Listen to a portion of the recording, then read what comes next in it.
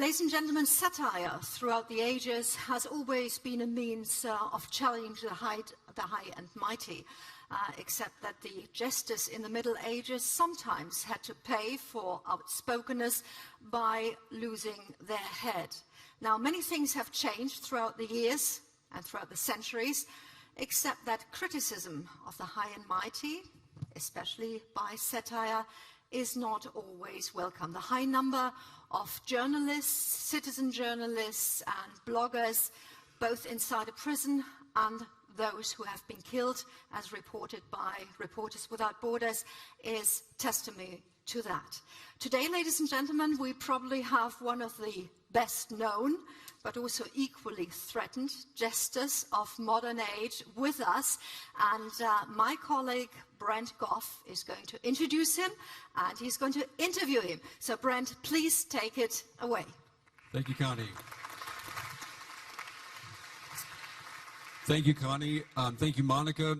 Good morning, everyone, and to our viewers from around the world who are joining us now. Welcome to the Global Media Forum. We are inside the World Conference Center here in Bonn, and this is the heart of the Global Media Forum, and I use the word heart on purpose because our next guest is a cardiac surgeon. He's a doctor, but he made a name for himself internationally when he used the internet to reach the diagnosis that a nose for news is chronically connected to your funny bone. Let's take a look. By the time the revolution was ending on the squares and streets of Cairo, another revolution was starting in the most unlikely location, in the laundry room of the apartment of a young cardiac surgeon, with one desk, one camera, trying to imitate a show he was addicted to for many years. Yes, this young doctor thought that just by commenting on videos, using fast editing, sound effects, over-the-shoulder photos, and even on-location reports, that he could make a political satire show. The show, which was exclusively designed for YouTube, debuted on YouTube on March 8th, 2011, as the first Egyptian independent production on the internet. In a country where internet penetration was less than 20% and a YouTube video making 50,000 views was considered viral, we began the B+ show.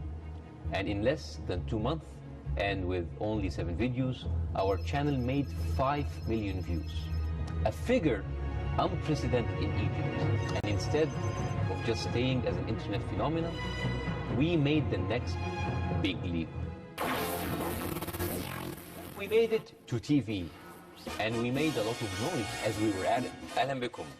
وأنا كل شوية بهدد المجلس الأولمبي اللي عندنا أنا جاي أغير كل حاجة في مجال الرياضة عندنا. And after just 1 season, we were one of the most watched shows in Egypt. We were still the most watched on YouTube. Our channel reached more than 400 million hits. Just after 15 months of our first episode online, I was invited on the set of the show I have been long following, The Daily Show. But it was more than just a visit. Welcome back. My guest tonight, he is a heart surgeon who also hosts a satirical news program in Egypt called Al Barnamij.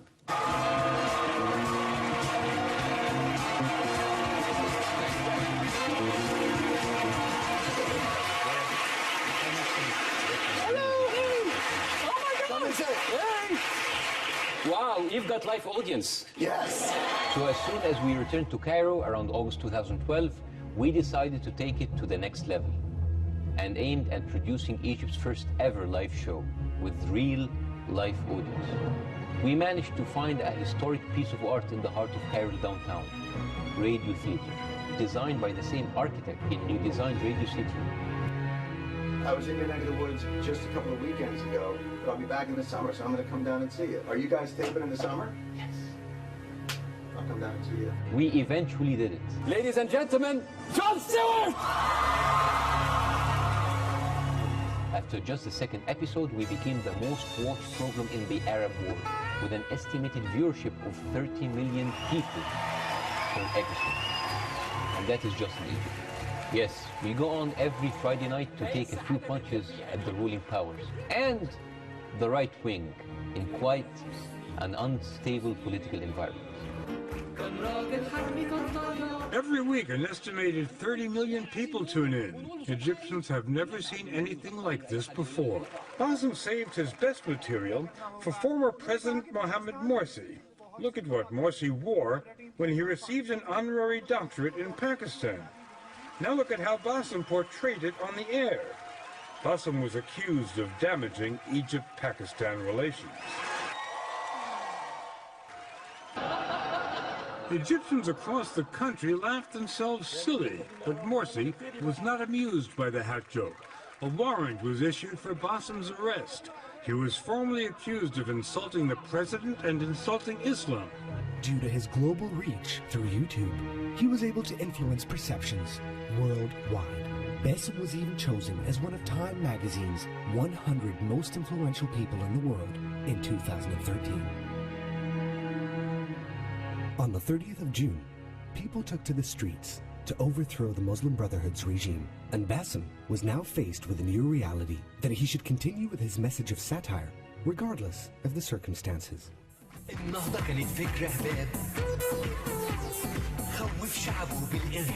And after one episode of the program, the show was taken off the air by the broadcasting channel. Former friends became today's enemies. And so, Bassem Youssef stood up and did his show and made fun of the new regime and their funny hats. And that lasted a day. In 2013, Bassem was awarded the prestigious CPJ Award handed to him by Jon Stewart. Bassem found another network that was willing to take the risk. What do you think is going to happen this time? Are you confident that it's going to be on the air? Show of hands that we are going to continue without stopping.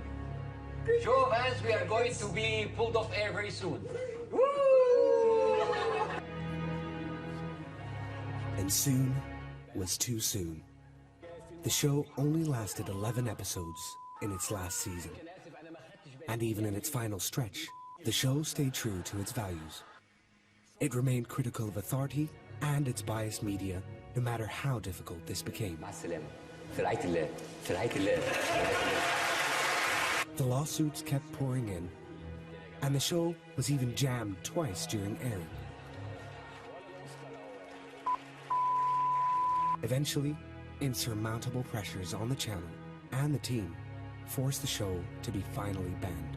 واحنا بنعتبر ان وقف البرنامج في حد ذاته رساله اقوى واوضح واعلى بكتير جدا من استمراره ومن اي حاجه كانت هتلاقيها في البرنامج. من الاخر الرساله وصلت. It seems that satire was too much for some people to handle. It seems that satire is not an easy task after all.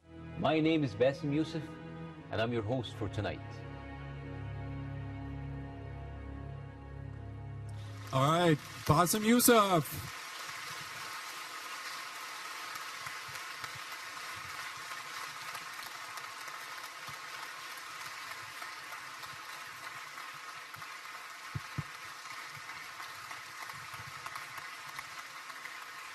Enjoy it.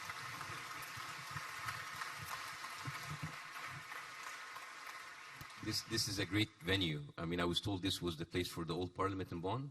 It was. And then you finish it, and then you move to Berlin. That's right. You have so much money on your hands.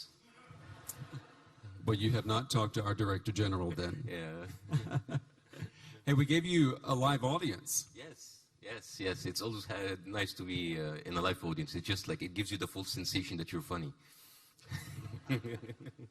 You've been traveling a lot, haven't you? Yes. We were talking last night, you have a little bit of jet lag.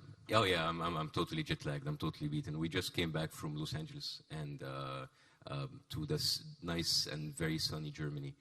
Totally like different weather than very cold and cloudy Los Angeles. So. You don't feel a little bit of the LA sun here in Bonn, Germany? It's everywhere. It's like Orange County everywhere I go. It's like Beverly Hills. No, it's amazing. You have so much green here. It's amazing. It's exactly like Egypt. We have very green. Yes. Yeah.